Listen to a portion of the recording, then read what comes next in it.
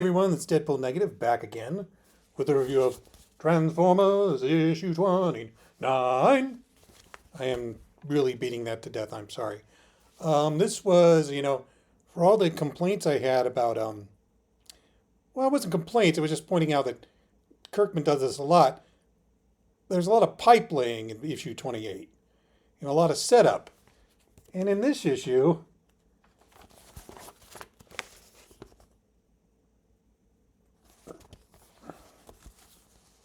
this might be one of the single most violent issues of Transformers ever released. It is bad.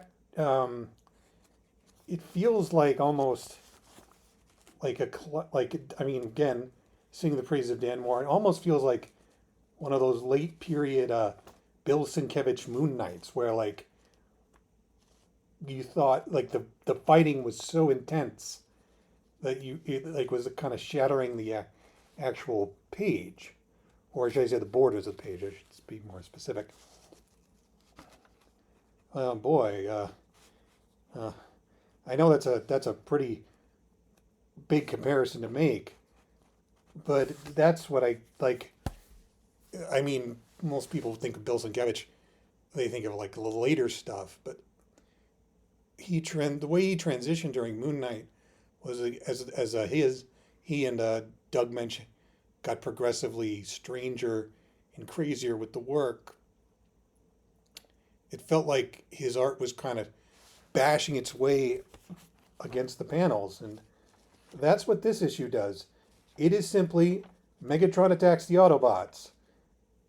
They fight for 20 pages. I mean, it's one of the highlights of Invincible is when something big happened in Invincible, it happened. Like Ryan Otley did not skimp on the absolute violent craziness of it all.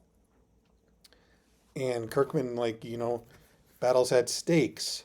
This battle has, this battle feels had stakes. It has characters confronting each other. Megatron confronting Thundercracker, which I appreciated. Because we never really got something like that when they had the Thundercracker face arc in Transformers, because Megatron was going through his own face arc in the John Barber Transformers, I'd say, and the Mike Costa Transformers. I always got to remind myself the IDW Thundercracker face arc started with Mike Costa, who everyone forgets wrote Transformers for a while.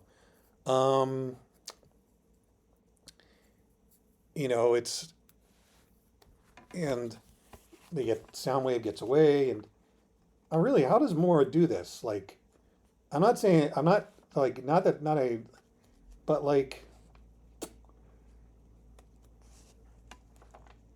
how does he do this and do another comic? That's what blows my mind. I recently, this weekend, yesterday, I should say, I finally finished the first compendium of the Marvel run of Transformers, which is considerably less, and my apologies to Bob Badansky, but it's considerably less well written than this comic, or pretty much any Transformers comic. But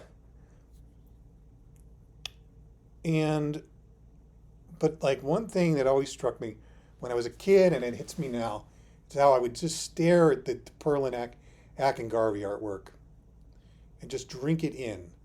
And he only drew maybe 15. He was on it from 13 to 35 as the regular artist. But his work always kind of really defined. And it's like Jose Delbo was the main artist on Transformers, the one guy who really defined the look.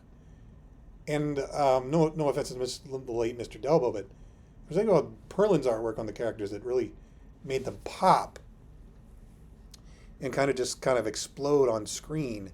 And I always appreciated that. And that's what Moore is doing here. Moore is a very, very different artist than Don Perlin and Ian Akin and Brian Garvey. but he understands that this has to be exciting as hell. I mean, I mean, we're talking about American artists. Like,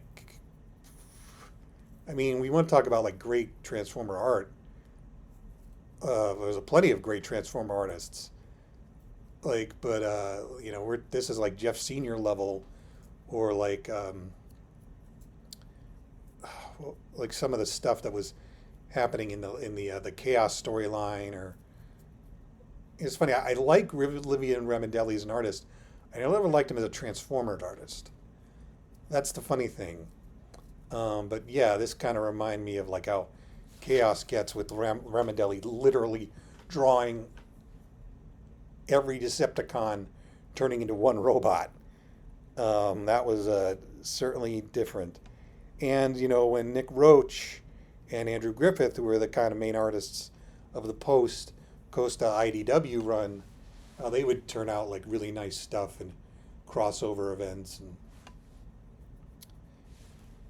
But there's something interesting about this issue. It's the first issue not colored by Mike Spicer. Now, Mike Spicer is an excellent colorist, and I don't know if he has left the Seeds title entirely, or this is the fill-in colorist is someone named Sarah Stern, and I've never really looked at her work. She's been mostly on DC books and indies I don't read, but what she's doing is a lot more chaotic. Again, I'm showing you this. Like, it's just, there's something about it. Like, I don't think Spicer could make this this 2-page spread as jaw-dropping as it is. Like, what Stern is doing with the coloring is making it more multi-hued and more, because if you're in the battle where characters are flying and crunching and smashing, and every death has weight, even though there's not a lot of death in this issue. That reminds me of another thing. Like, I mean, I should say that I do believe Bodansky's hands were tied a lot by editorial. The editor of his run was not a well-liked person at Marvel, and not a very, because I've more than one creator said that editor to me is like just didn't do his job well. And of course he was also working with Hasbro, who were probably asking me to introduce characters. Like the 50th issue of Transformers is infamous for basically having the evil superpowered Starscream murder every single Transformer that wasn't a pretender or a target master or a headmaster, because those weren't the toys that people were buying then. And it was just really just exhausting, because like Jose Delbo had to do all that, and he had to tell a story. So we get these big sweeping, like what looks like, oh yeah, these characters, the captain say, oh, like Starsky would swat someone away and be like, these characters cease to function.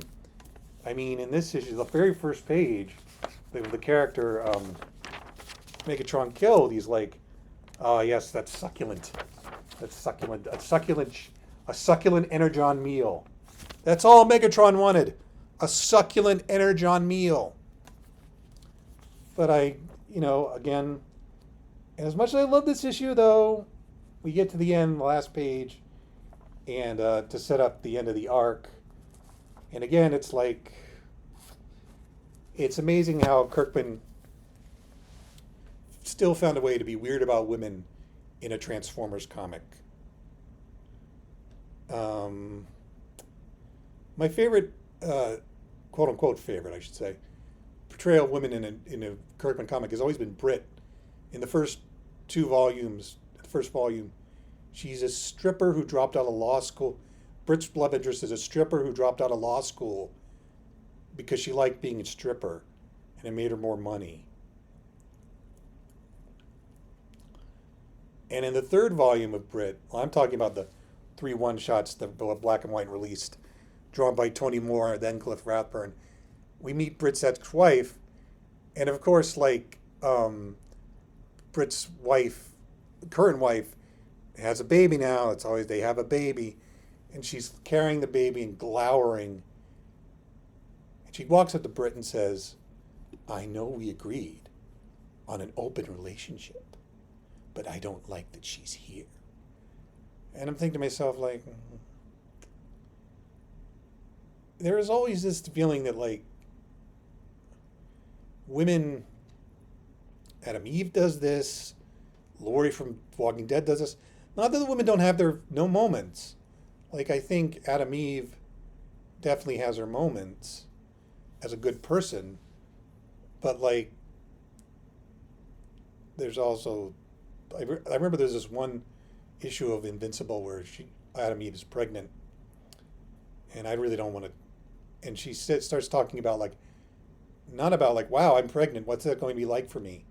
Like, am my baby gonna have superpowers? Can my baby survive? Can I survive over it? It's like, what is Mark? Mark can't be a parent. He's just a teenager like me. Blah, blah, blah. What about Mark? What about Mark? What about Mark? It's like sometimes women in Robert Kirkman stories exist to just be annoyed with the men. It's not like they're awful people. It's just like, it seemed to be this weird fantasy that, like, once you get married, you die. Like, even in Destroyer, it's like, you know, this guy like, he forces his sidekick to quit, you know, to take care of his wife. And the wife finds out that his sidekick is who he is, and she hits him for not telling her. You know, it's like, but no, I approve of you being a superhero. Like, it's like, I don't know anything about Robert Kirkman's personal life other than he's been married for decades. And I don't plan to know anything about Robert Kirkman's personal life.